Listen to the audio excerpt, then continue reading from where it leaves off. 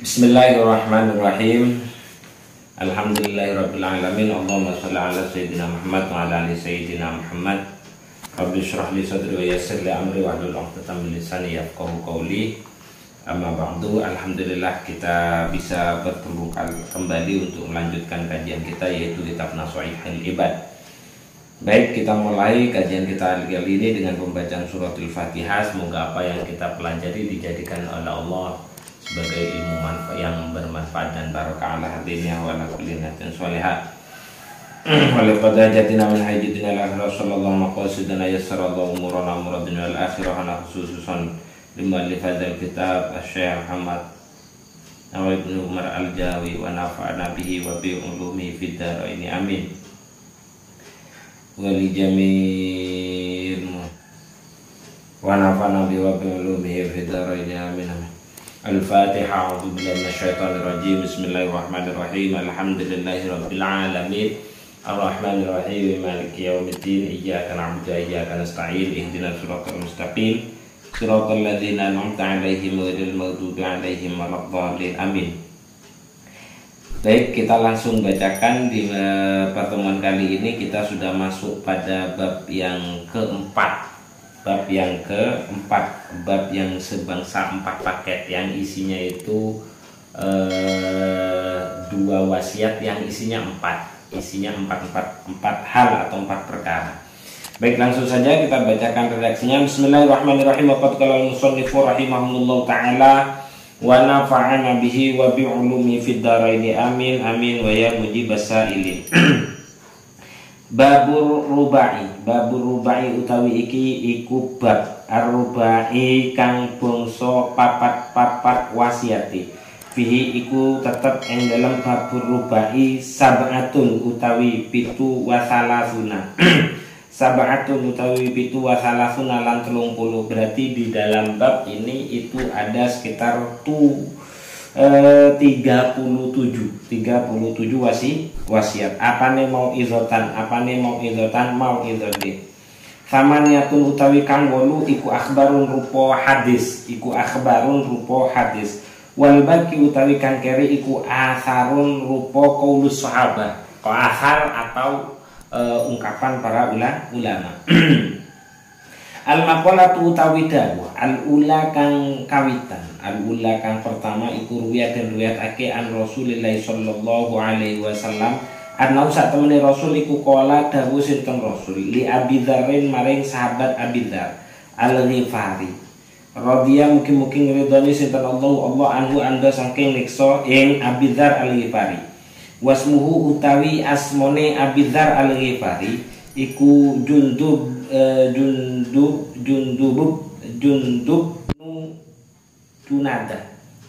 bin Junada. Jadi makalah yang pertama itu dari Rasulullah, diriwayatkan dari Rasulullah ketika beliau mengajarkan atau mewasiati, mengajak bicara Abi Dzar. Nah, Abi Dzar ini adalah salah satu sahabat Rasulullah yang sering menerima yang sering diomongi oleh Rasulullah tentang pentingnya fakir, sampai-sampai Abi Dzar ini hidup itu ya cukup untuk hari ini dan besok, yang lain enggak, sudah itu Abi Dzar. Cuman tentang masalah kaya dan miskin itu adalah pilihan hidup. Yang penting kalaupun kita ditakdir oleh Allah miskin, ya jadilah kita orang yang tetap bisa menjadi orang yang sabar.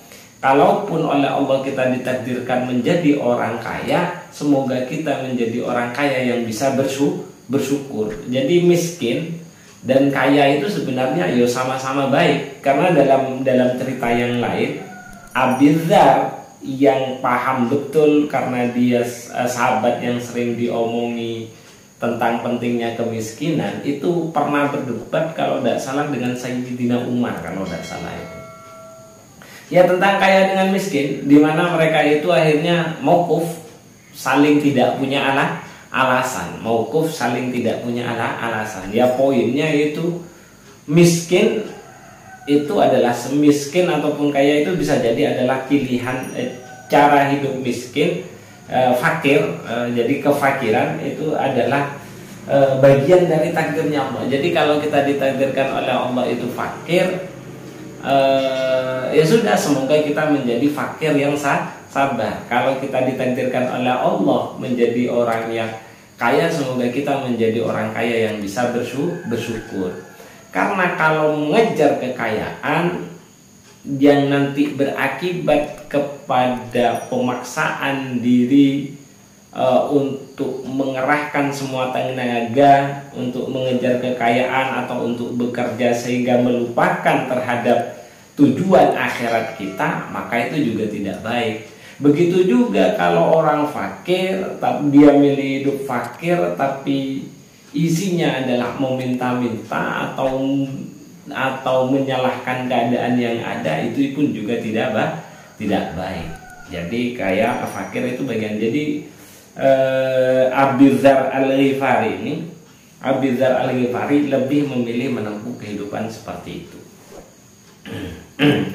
Ya terserah kita seperti apa. Artinya ya kita tidak perlu menyuruhkan kita harus miskin, enggak. Artinya pentingnya miskin itu, pentingnya hidup fakir itu ada, pentingnya hidup dengan kekayaan itu ya juga ada, meskipun resikonya itu lebih besar. Kenapa kok resikonya lebih besar? Karena pada kenyataannya semua yang terjadi di kalangan kita, banyak orang yang fakir itu memang rata-rata diberi kesabaran, dan banyak kekasih Allah itu lulus daripada kesabaran. Tapi jarang kekasih Allah atau jarang makhluk Allah atau hamba-hamba Allah itu lolos ketika diuji dengan syukur. Jarang yang lolos. Dari para nabi saja yang kaya itu kan cuman siapa? Nabi Sulaiman itu yang kaya. Yang lain itu hidupnya sederhana. Ya karena memang kita lebih bisa teruji, potensinya kita itu lebih teruji, bisa lebih teruji dengan kesabaran, bukan dengan syukur. Dimana ketika syukur itu identiknya dengan kekayaan, hal-hal yang lain yang semuanya serba mewah. Bisa jadi rata-rata seperti itu. Maka apa yang kita miliki itu saja yang harus bisa kita syukuri. Apapun itu, kalau jelek ya tinggal kita sabari, itu saja. Jadi Abu Dzar itu seperti itu. Nah, dalam makalah ini apa yang didawuhkan Rasulullah kepada Abu Dzar yang mungkin nanti bisa kita jadikan pelajaran? Yang pertama dawuhnya Rasulullah adalah ya Abu Dzarin, he Abu Dzar, jaddid nganyar-nganyarno sapa sira as-safinata ing perahu. Fa innal bahro moko sak temene segara iku amikun kang jero. Ai ahsin tegese bagusno sapa sira anniyata ing niat fi kulli ma ing dalam saben-saben perkara takti kang lakoni sapa sira ing emak. Wa tadzaru lan kang ninggalake sapa sira ing ma lihat suladrapun hasil laka kedue sira apa al ajru pahala wan najatulan kebejan utawa keselamatan min adzabillahi saking siksane Gusti Allah taala halim maha luhur sinten Allah. Di sini yang pertama itu yang diwasiatkan kepada Rasulullah, ya Abu Dzar, perbaiki terus perahumu karena sesungguhnya bahrun amikun, bahrun itu bahrun amikun, karena sesungguhnya lautan itu cukup dalam. Nanti di belakang apa yang dimaksud dengan bahrun itu nanti di belakang akan dijelaskan. Cuman poinnya pada hal ini itu adalah kita diminta untuk memperbaiki niat dalam setiap hal yang akan kita lakukan atau dalam setiap hal yang akan kita tinggalkan. Tujuannya agar semua yang kita lakukan, baik yang kita kerjakan ataupun yang kita tinggalkan, itu menjadi sebuah pahala dan jadi penyelamat kita dari siksanya Allah Subhanahu wa Ta'ala. Jadi harus ada niat gitu. ketika kita mau mengerjakan sesuatu, karena innamal a'malu binniyat, karena semua pekerjaan itu tergantung kepada niatnya. Yang artinya mungkin sama seperti halnya tidur itu tidak ada manfaatnya, tapi ketika diniati oleh kita agar kita bisa menemukan kesehatan, agar kita bisa mendapatkan kebugaran sehingga bisa kita gunakan untuk melakukan ibadah kepada Allah, maka tidur kita itu akan mendapatkan pahala. Atau kita meninggalkan jalan-jalan atau kita meninggalkan pergi, kan boleh saja, tapi kita tidak melakukan jalan-jalan karena takut banyaknya maksiat, melihat maksiat yang ada di sekeliling kita, maka tidak jalannya, diamnya kita di rumah itu menjadi pahala. Itu kalau ada yang namanya niat, dan itu yang diminta oleh Rasulullah kepada Abi Dzar. Nah, di sini cuman bahasanya Rasulullah, perbaiki perahumu karena sesungguhnya lautan itu dalam itu. Terus ada cerita lain, wa kataba lan nulis sinten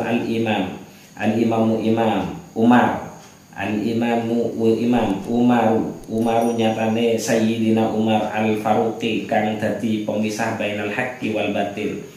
Jadi Sayyidina Umar itu punya julukan Umar al-Faruq karena beliau itu, Sayyidina Umar, dengan ketegasannya beliau bisa memberikan putusan dalam setiap pertikaian yang terjadi. Beliau mencoba menulis sesuatu ila Abi Musa kang den paringake maring Abi Musa al-Asy'ari radhiyallahu mugi-mugi ridhoni sinten Allah anhuma anda saking niksa ing Sayyidina Umar wa Abi Musa. Apa isinya tulisan? Man utai sapa wonge iku kholasot kang murni apa niyatuhu niyate man kafahu moko bakal nyukupi ing man sinten Allah ma ing perkara bainahu ing dalam antarane man wa bainan nasi lan ing dalam antarane menungso. Artinya senada dengan hadisnya Rasulullah apa yang disampaikan Sayyidina Umar lewat tulisannya kepada Abi Musa al-Asy'ari, di mana kata beliau, barang siapa yang memurnikan niat dalam setiap perbuatan karena Allah Subhanahu wa ta'ala, maka pekerjaan itu pasti akan mencukupi untuk kehidupannya dia. Artinya mencukupi bainahu wa bainan nas, maka itu akan mencukupi untuk kehidupannya. Artinya mencukupi yaitu tadi, sebenarnya semua pekerjaan itu tergantung kepada niatnya.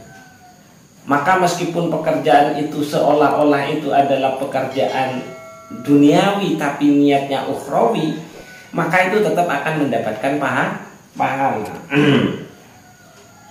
Kafallahu ma bainahu wa bainan nasi, maka Allah akan memberikan kecukupan kepadanya segala sesuatu yang dia butuhkan dan apa yang dibutuhkan oleh manusia. Wa kataba lan nulis sapa Salimun, senada juga dengan keterangan di atas. Wa kataba lan nulis sapa Salimun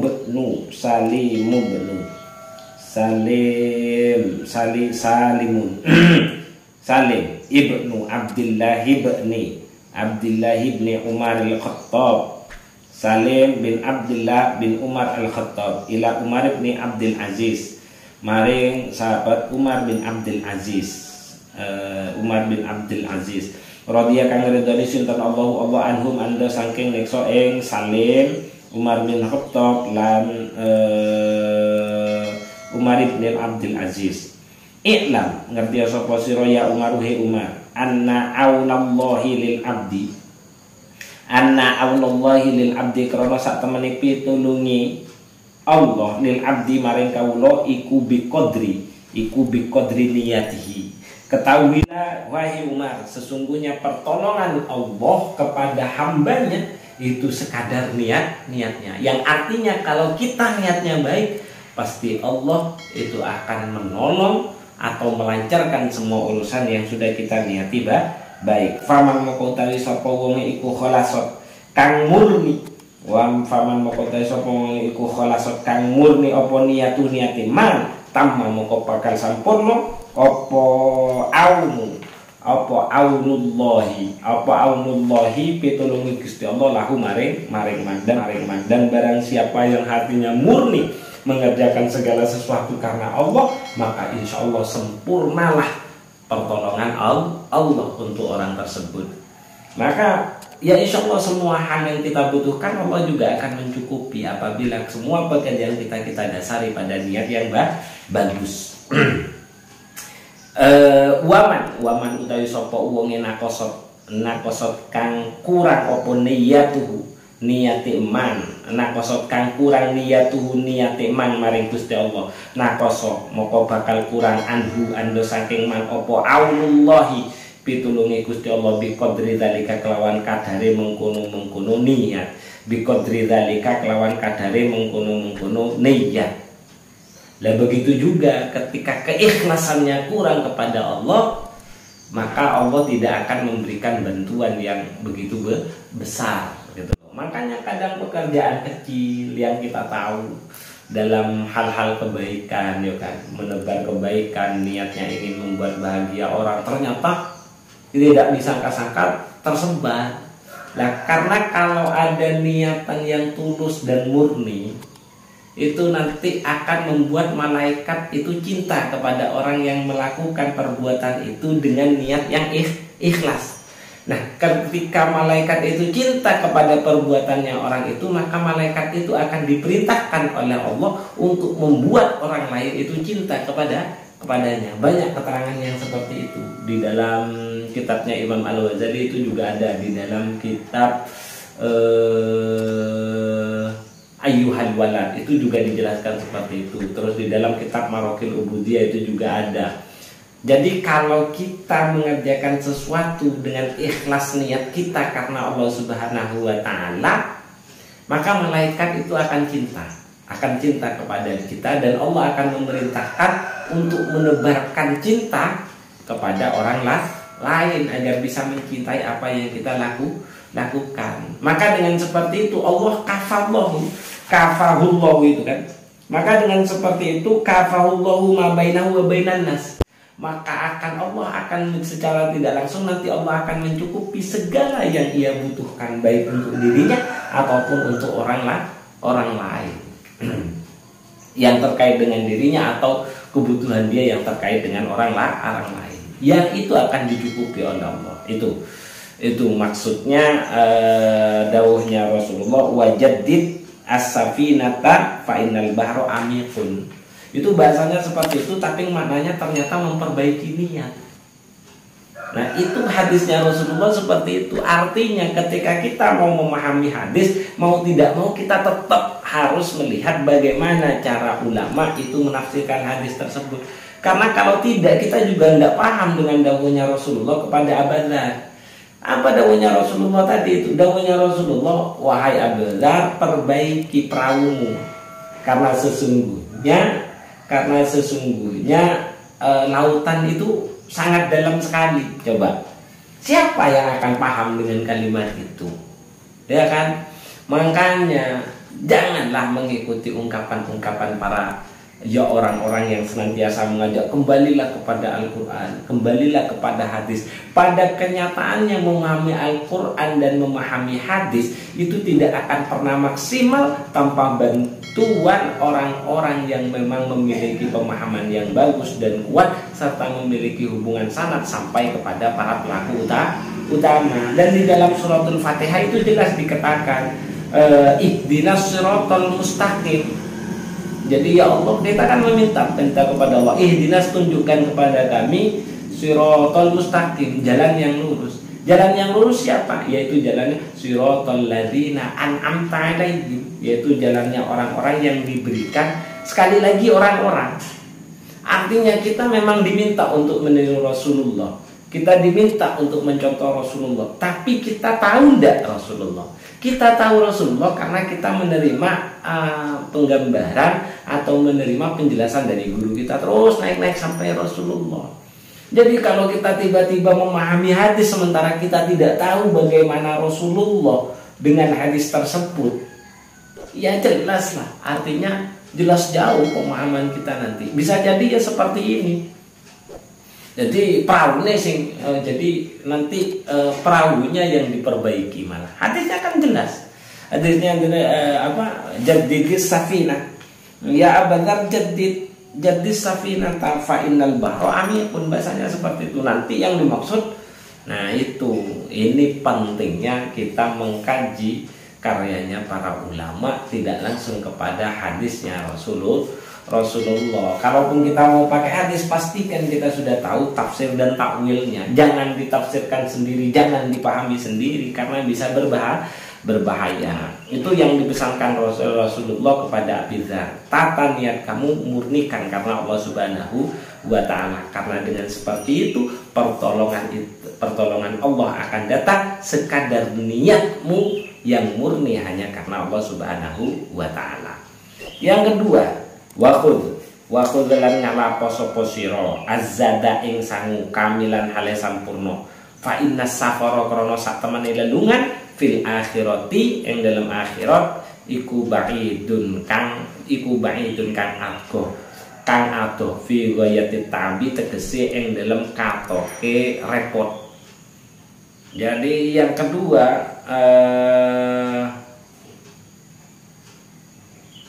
wa khaffif lan ngeringanno sapa sira alhimla ing beban, alhimla ing mot-motan, bikasril hai utawi himla iku tetep kelawan den waca kasra hae, ai mahmulaka tegese ing mot-motan sira minad dunya saking dunya.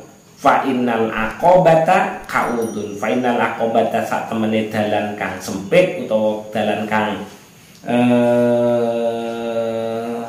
tanjakan utawa dalan kang sempit iku kaudun kang angel banget. Bil fathil kafi utawi kaudun iku tetep kelawan den waca fathah kafi. Wadom mil hamzati lan den dhammah hamzai kau, ya wis bener kaudun. Ai inna tulu al aqobati, ai inna tulu a aqobatil jabali, sak tepene munggahe dalan kang sepit utawa munggahe dalan kang terjale munggahe dalan terjale gunung iku sok mumpun kang angel. Fa inna umurul akhirati krana sak temene perkara akhirat iku sabihatun bil bahri nyerupani iku sabihatun kang den supake bil bahri kelawan segara al amiki kang jeru. Jadi perjalanan menuju akhirat, makanya dibahasakan oleh Rasulullah itu adalah fa innal bahra amikun. Fa inna umurul akhirati sabihatun bil bahri, karena sesungguhnya urusan akhirat itu diserupakan dengan dalamnya lautan. Wa bisafari al ba'idi wa bisafari ya kan, wabisafari lan kelawan safar al ba'idi iku wabil aqobati as'ubati. Wabisafari lan den surupane perjalanan al ba'idi kang adoh, wabil aqobati kelawan dalan terjal as'ubati kang angel, likasrotil ahwali krono akai piro-piro prahoro. Jadi seperti itu. Kalau perjalanan yang jauh itu digambarkan aqobah su'ud itu adalah perjalanan menuju akhirat gitu loh. Perjalanan menuju akhirat. Likasrotil ahwali bil bahri al amiki wa bis safari al ba'idi wa bil aqobati su'ubati li kasratil ahwali. Jadi perjalanan akhirat itu diibaratkan dengan lautan yang dalam, perjalanan yang sangat lama gitu loh. Sulitnya kita mendaki gunung gitu loh. Karena banyaknya berbagai macam rintangan. Itu yang kedua yang didawuhkan oleh Rasulullah kepada Abi Dzar. Yang artinya kita harus memiliki apa? Kita harus memiliki bekal yang cukup banyak yang harus kita persiapkan selama kita di dunia untuk urusan akhirat kita. Jadi bagaimana caranya agar kita memaksimalkan kehidupan kita yang sebentar di dunia ini semuanya bisa bernilai pahala yang kelak kita bisa mengambil manfaatnya di akhirat, atau pahalanya nanti bisa kita harapkan pahalanya kepada Allah Subhanahu wa Ta'ala. Nah, satu-satunya jalannya dengan niat itu, gitu loh. Dan ibadah perbuatan sudah orientasikan semuanya kepada urusan akhirat, dan jalannya itu dengan niat, gitu loh. Jadi ibadah semuanya jadikan orientasi ibadah. Kita bekerja meskipun itu seolah-olah adalah pekerjaan duniawi, tapi dengan niat yang baik itu insya Allah menjadi ladang amal ibadah kita. Sehingga di sini perintah Rasulullah, khudz az-zada kamilan fa inna safara ba'idun wa khaffif al-himla. Nah, himla itu, dan ringankan al-himla, beban kamu itu adalah beban keduniawian. Menumpuk harta, memperbanyak uang, menumpuk harta, tapi untuk kepuasan diri saja, untuk memenuhi keinginan hawa nafsu duniawi kita, itu tinggalkan, gitu loh. Karena perjalanan kita jauh dan sangat sulit, gitu loh. Sangat sulit. Jadi beban kita itu harus ditanggalkan, gitu loh. Artinya pompa semua pekerjaan kita lillahi ta'ala, dan diniatkan dengan tujuan tidak lain adalah karena sebagai bentuk pengabdian kepada Allah Subhanahu wa Ta'ala. Karena yang harus kita persiapkan bukan dunia tempat mampir kita, tapi tujuan utama kita itu adalah akhirat. Dan perjalanan menuju akhirat itu adalah perjalanan yang sangat sulit dan sangat melelahkan. Maka bekal harus diperbanyak, sementara kebutuhan artinya beban-beban yang tidak diperlukan segera dibuang, gitu loh. Itu yang kedua. Wakhlis. Wakhlis. Yang ketiga apa? Wakhlis lang murnikno sapa sira al-amala ing amal, fa inna naqidah krono sak temene zat kang naqidah, zat kang nikali, zat kang nilai. Fa inna naqidah krono sak temene zat kang nilai, ilmu tabiro tegese zat kang milang-milang, al mumayyiza kang bedaake bainal hasani ing dalem antarane kebagusan wal qabilan keolokan, wa utawi nakid iku Allah taala hale maulu sinten Allah. Fa inna naqidah iku basirun kang ningali, ay muttaliun tegese kang ningali, wa muraqibun tegese kang ngawasi utawa kang nginjen-nginjen li jami'il ahwali maring sekabehane keadaan. Nah, yang ketiga yang diingatkan oleh Rasulullah kepada sahabat Mu'adz itu adalah murnikan amal kita. Karena sedikit saja yang terlintas di dalam hati, jadi niat yang bagus, kemudian niat yang bagus, pastikan pekerjaannya baik, ya kan? Pastikan pekerjaannya baik dan itu tercatat sebagai urusan akhirat. Dan yang terakhir, teruslah waspada atau murnikan amal perbuatan, tidak lain ditujukan hanya kepada Allah Subhanahu wa Ta'ala. Karena nanti yang menilai itu bukan manusia, tapi Allah Subhanahu wa Ta'ala. Maka ketika kita beramal karena ingin menunjukkan kepada orang lain, pengen viral ataupun yang lainnya, pengen viral, pengen dilihat, pengen dianggap kita terkenal, pengen kita dianggap, nanti oleh Allah di akhirat kita disuruh minta kepada orang itu, panggonmu itu duduk dek gini, panggonmu biar iku dek dunyo. Yo wes jupon dek dunyo kan wes awakmu itu. Di dunia kamu kan sudah dapatkan, kamu sudah mendapatkan kepopuleran, kamu sudah mendapatkan harta, kekayaan selama hidup di dunia. Ya sudah, itu yang kamu dapat karena tujuan kamu itu bukan ke sini. Artinya pekerjaan kamu tidak ditujukan untukku, artinya tidak dimurnikan, amal kamu itu tidak dimurnikan. Karena yang menilai itu sebenarnya aku, bukan mereka. Tapi kamu tujukan pekerjaan kamu untuk bisa dinilai oleh mereka. Nanti pasti akan digitukan oleh Allah Subhanahu wa Ta'ala. Maka ketika kita misal melakukan sesuatu niat oleh Allah Subhanahu wa Ta'ala, tapi mungkin kita diujikan oleh Allah, diuji kita berdoa meminta kepada Allah hal-hal yang kita inginkan, tapi ternyata dalam kehidupan sehari-hari kita tetap, misal kita minta kaya kepada Allah, kita lakukan murni kepada Allah, ya kan? Tapi ternyata kita tidak diberi kekayaan oleh Allah. Itu bisa jadi, ya kan? Itu bisa jadi, tapi kita menghadapi semuanya sabar, dengan sabar. Itu bisa jadi nanti oleh Allah akan diberikan, yaitu bisa akan diberikan dalam bentuk pahala kesabaran sampean dalam melakukan doa dan terus meminta kepada Allah Subhanahu wa Ta'ala, akan diberikan di akhirat. Mungkin seperti itu.